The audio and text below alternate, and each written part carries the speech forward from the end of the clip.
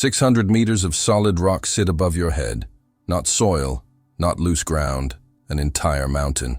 And soon, a high-speed train will pass through this exact space. No windows, no daylight, no margin for error. Deep beneath the Alps, engineers are attempting something that borders on impossible.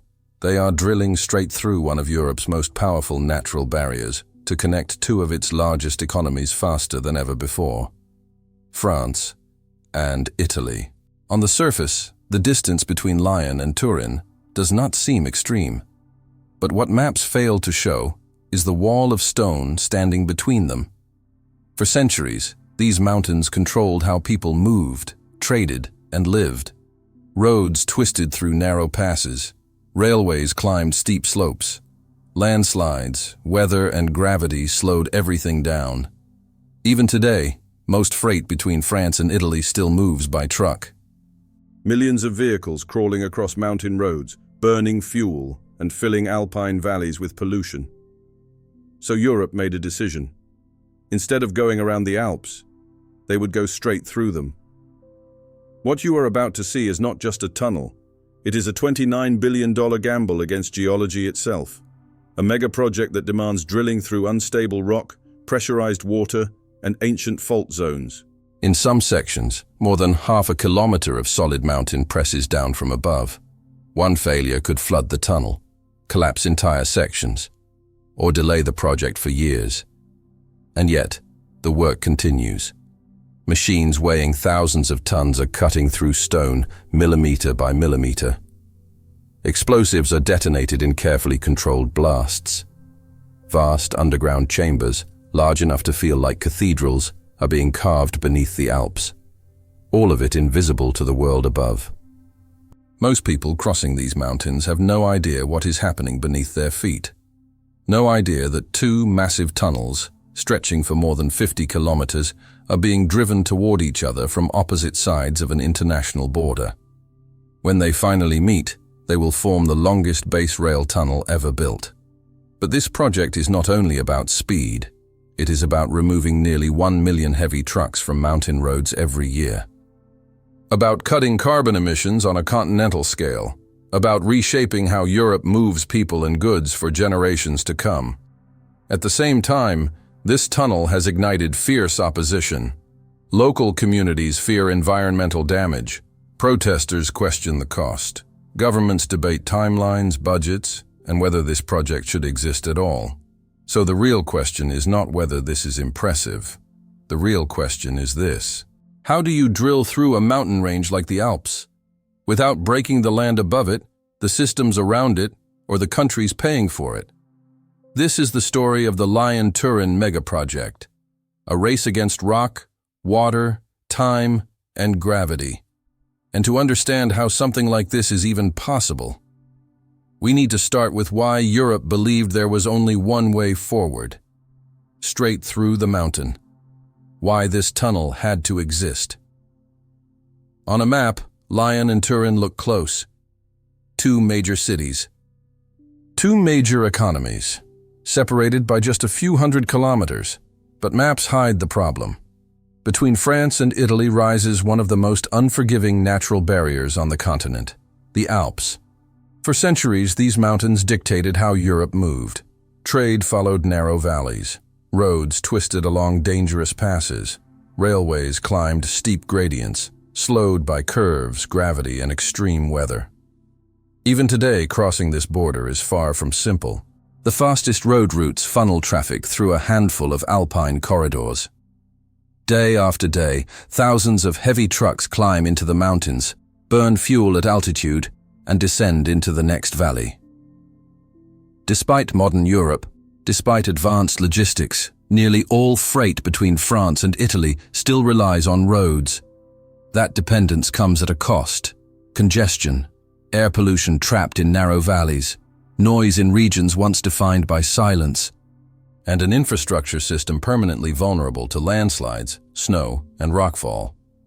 In 2023, a single landslide shut down a key rail connection through the Alps for more than a year. One event, one slope failure, and an entire international route was cut off. That moment made something clear. The problem wasn't demand, the problem was geography. Existing rail lines were built in the 19th century, designed for slower trains, lighter loads, and a very different world. They climb high into the mountains, following the terrain instead of cutting through it. Every curve limits speed, every incline limits weight, every exposed section increases risk. Modern freight trains can move thousands of tons efficiently, but only on relatively flat routes. And in the Alps, flat routes simply do not exist. So Europe faced a choice: continue relying on roads that were never designed to carry this level of traffic, or rethink the problem entirely. Instead of going over the mountains, go under them. A base tunnel changes everything. By running close to sea level, deep beneath the rock, trains no longer need to climb or descend. Tracks can remain almost flat. Speeds increase, capacity multiplies. Freight that once required dozens of trucks can be moved by a single train. And for passengers, journeys that once took nearly 4 hours can be cut almost in half.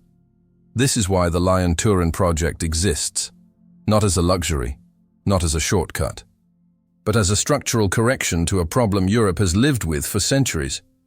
Yet deciding to tunnel beneath the Alps did not solve the problem. It only revealed the scale of what would be required.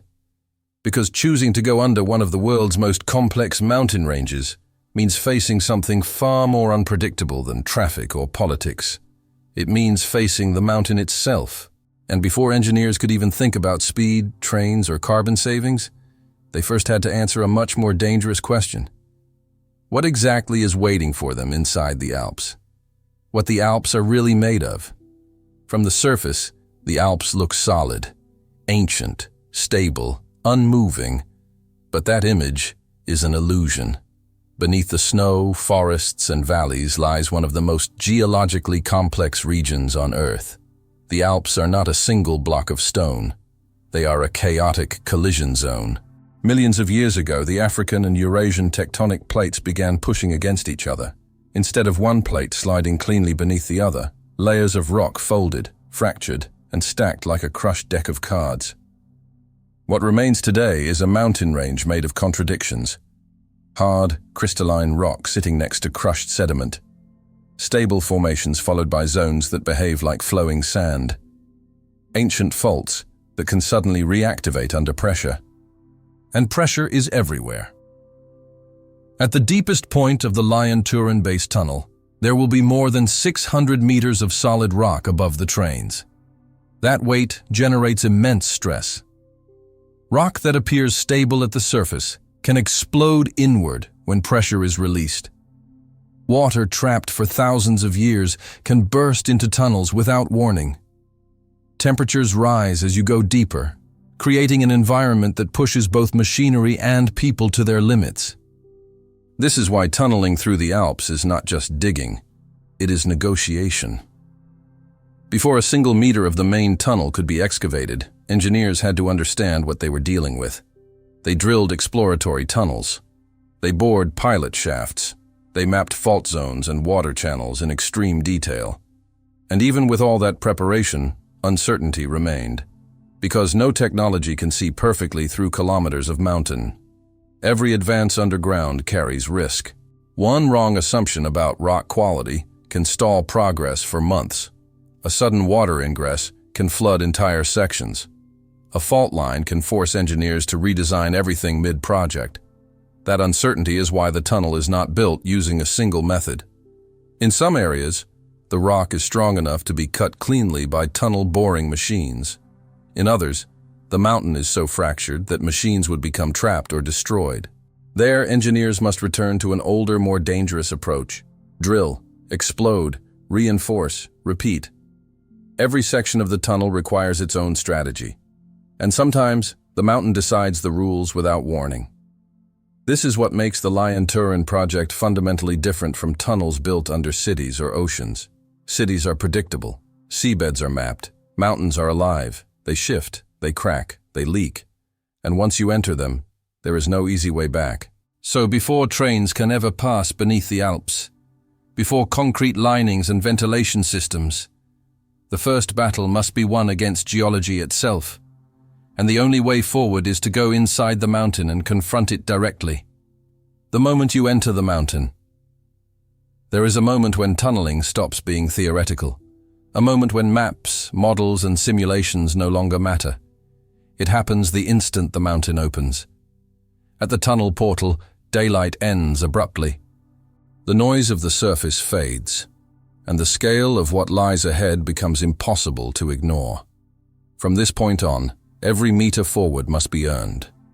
Inside the Alps, engineers face an environment that behaves nothing like open-air construction. There is no room to expand sideways, no easy way to retreat. Everything must move in a straight line, deeper and deeper into the rock. The first challenge is access. Before the main tunnel can even begin, secondary tunnels are excavated just to reach the working faces. These access routes allow workers, machines, power, air, and water to reach points that will eventually be tens of kilometers underground. Without them, construction would be impossible. As crews advance, the mountain immediately begins to respond. Rock pressure increases. Water starts to seep through fractures. Temperatures rise. In some areas, the rock behaves exactly as predicted.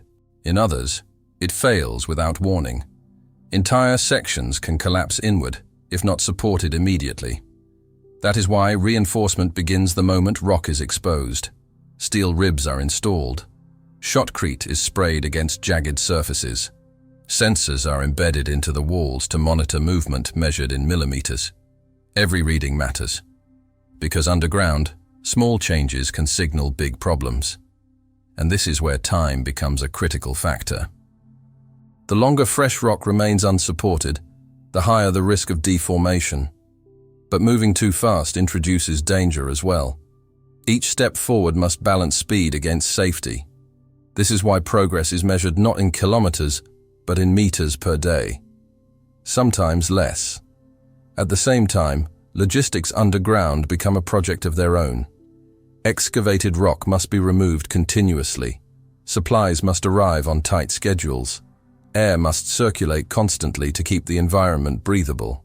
Any disruption ripples forward. A broken conveyor belt, a flooded section, a delayed delivery. Deep underground, even small failures compound quickly. And yet, despite all of this, the tunnel keeps advancing. Because drill and blast work is not just about breaking rock. It is about control. Engineers must decide exactly where to drill, exactly how much explosive to use, exactly how to shape the blast so the mountain breaks but does not fight back. Too little force, and progress stalls. Too much, and the rock fractures beyond control. This balance is learned the hard way, through experience, through mistakes, through constant adjustment. And this is only one method, because while explosives are carving their way forward in some sections, in others, something far larger is approaching the mountain.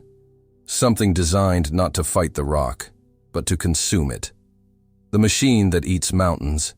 At a certain depth, explosives stop being the best tool. The rock becomes too consistent. The distances too long, the margin for error too small. This is where the tunnel boring machine takes over. From the outside, it looks almost unreal. A steel cylinder longer than a football field, weighing thousands of tons, built to operate where no human ever could. At its front, a rotating cutting head presses forward with relentless force. Dozens of hardened cutters grind against the rock, crushing it centimeter by centimeter. There are no explosions. No sudden impacts, just constant pressure. As the machine advances, the mountain is transformed into rubble, carried away on conveyor belts that never stop moving. Behind the cutting head, another process begins immediately. The tunnel is rebuilt as fast as it is destroyed. Precast concrete segments are lifted into place, one by one, forming a perfect circular ring. Hydraulic arms push outward, locking each ring against the rock. What was once solid mountain becomes a stable, pressurized corridor. This all happens continuously. Dig, support, seal, advance, day after day.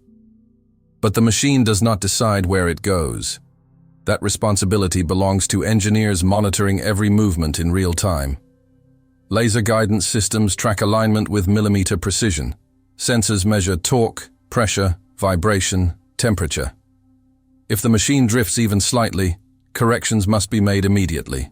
Because deep underground, small errors grow fast, and the deeper the machine goes, the higher the stakes become.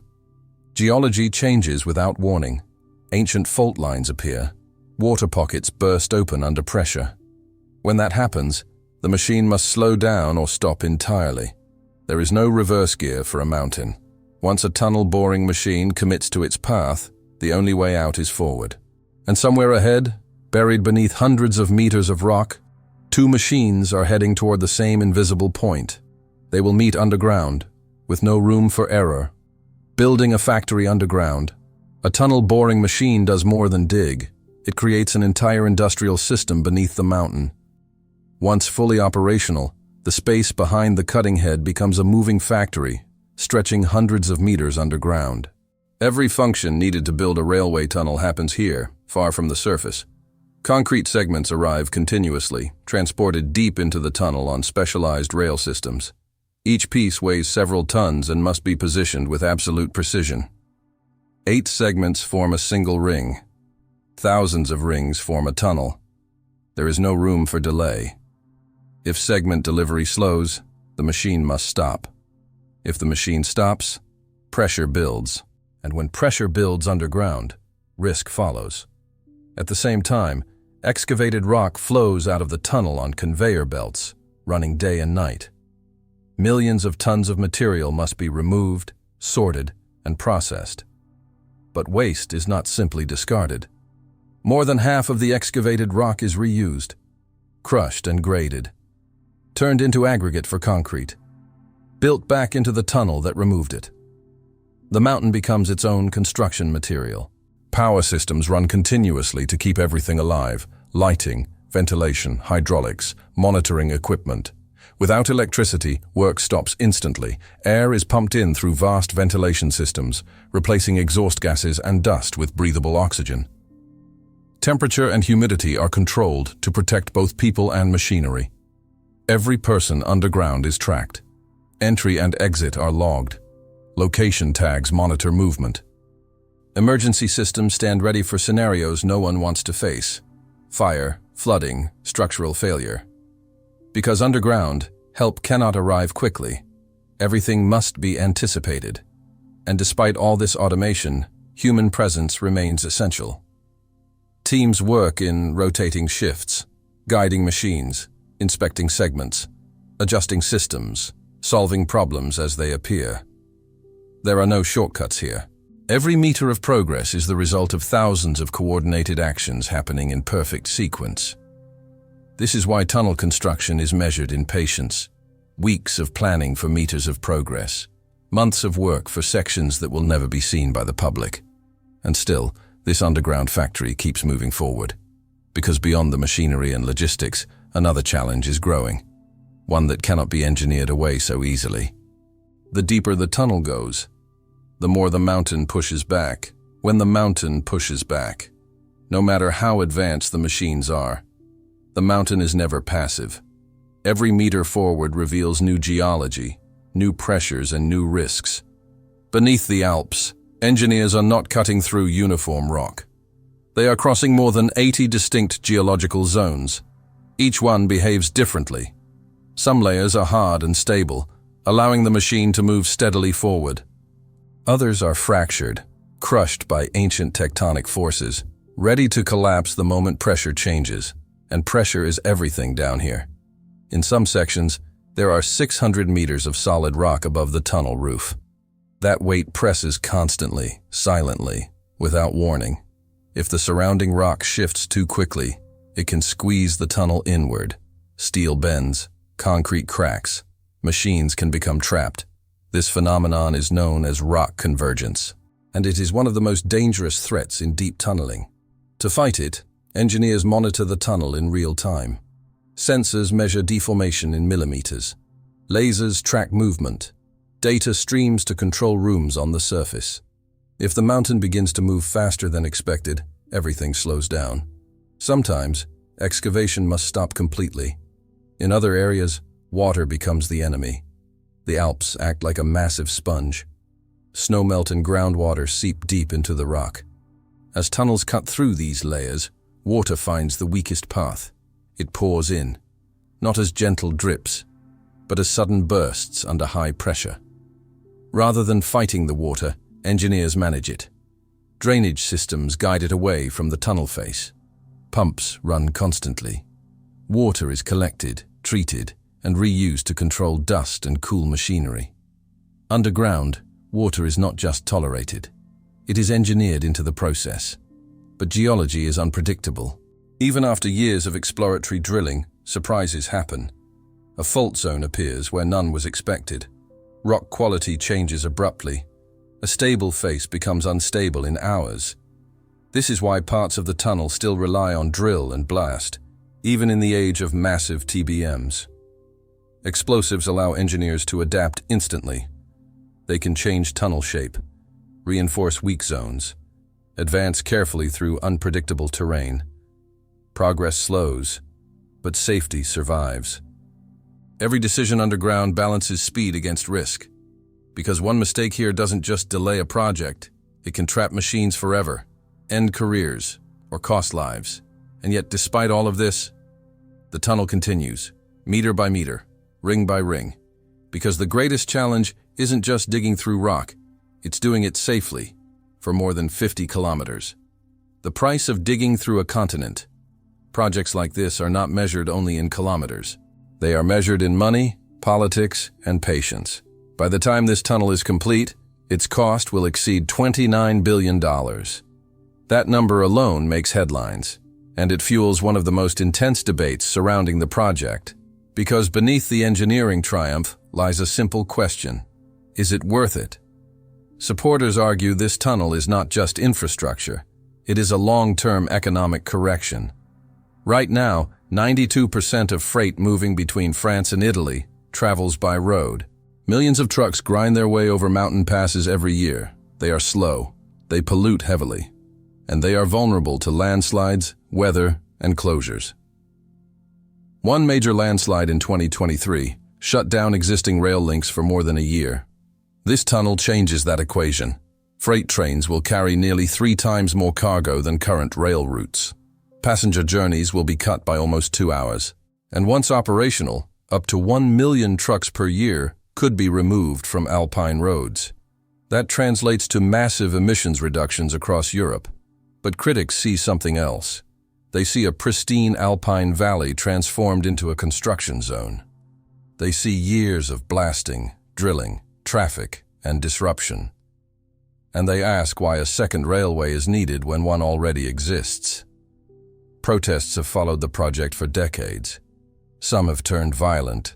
Thousands of demonstrators have clashed with police. Political opposition has stalled progress more than once. This tunnel has survived budget freezes, government changes, public outrage. What keeps it alive is scale. This is not a local project. It fills a missing link in the trans-European transport network, connecting southern Europe to the heart of the continent, from Spain to Eastern Europe, from Mediterranean ports to industrial hubs. Without this tunnel, that corridor remains broken. With it, Europe gains a continuous, high-capacity rail spine. That is why the European Union is funding nearly half the cost. That is why France and Italy keep recommitting. Because once you start digging through a mountain, stopping is no longer an option. Billions have already been spent, tens of kilometers already excavated. At this point, the most expensive choice would be to walk away. So the work continues, despite controversy, despite delays, despite the staggering price. Because the real cost of this tunnel is not measured in money. It is measured in whether Europe believes in building for the next century, not the next election cycle. And that belief is now being tested deep beneath the Alps. The moment 2 countries connect. For decades, this tunnel has existed only as plans, debates, and drawings. But underground, something irreversible is approaching. A breakthrough. From opposite sides of the Alps, tunnel boring machines are moving toward each other with millimetric precision. They are separated by kilometers of rock, yet guided by data, lasers, and mathematics. If the alignment is off by even a few centimeters, the entire project fails. There is no margin for error inside a mountain. Survey teams constantly recalibrate the route. Gyroscopic systems track direction. Reference points deep underground replace GPS, which cannot reach this far below the surface. Everything is calculated in advance. Because when the final wall of rock falls, France and Italy will meet underground for the first time in history. That moment is more than symbolic. It confirms that a tunnel planned on paper decades ago exists in physical reality. It means the hardest geological risks are behind them. It means the remaining work becomes predictable. After breakthrough, excavation gives way to systems, tracks, power, signaling, safety infrastructure. The tunnel stops being a construction site and starts becoming a railway. But connection brings responsibility. Once complete, this tunnel will carry thousands of people every day. It will move freight worth billions of dollars each year, so safety becomes absolute. Every 333 meters, cross passages link the two tunnel tubes. Emergency exits allow evacuation under any scenario. Ventilation systems can reverse airflow in seconds. Fire-resistant materials line the walls. Sensors monitor temperature, smoke, vibration, and movement continuously. Nothing here is left to chance. Because deep underground, there is no quick rescue. Everything must work. And when the first train finally enters this tunnel, passengers will experience none of this. They will feel smooth acceleration, flat tracks, a quiet, uninterrupted journey. No steep climbs, no sharp curves, no mountain passes, just speed. They will pass beneath hundreds of meters of rock without realizing it, unaware of the risks that were faced, the machines that were sacrificed, the years of uncertainty. That invisibility is the final success. The greatest engineering projects are the ones that disappear into normal life. But before that future arrives, there is one final question left to answer. What does this tunnel change when it's no longer new? When construction ends and the mountain falls silent again? What this tunnel really changes? When the tunnel opens, nothing will look dramatic. No monuments, no visible megastructure stretching across the Alps. Just trains entering a hillside and emerging in another country. But the real transformation happens quietly. Freight that once crawled over mountain roads will move underground instead. Supply chains become faster, cheaper, and more reliable. Ports in southern Europe gain quicker access to northern markets. Factories reduce transport delays. Logistics routes stabilize. For passengers, distance shrinks. Lyon to Turin becomes a routine journey. Cities that felt separated by geography suddenly feel neighboring. And over time, behavior changes. Fewer trucks on mountain roads, less congestion, lower emissions. Not because people were forced to change, but because the better option finally exists. This tunnel is not about speed alone. It is about resilience. Climate change will make extreme weather more common. Landslides, floods, and closures will increase. Surface routes are vulnerable. Underground infrastructure is not immune.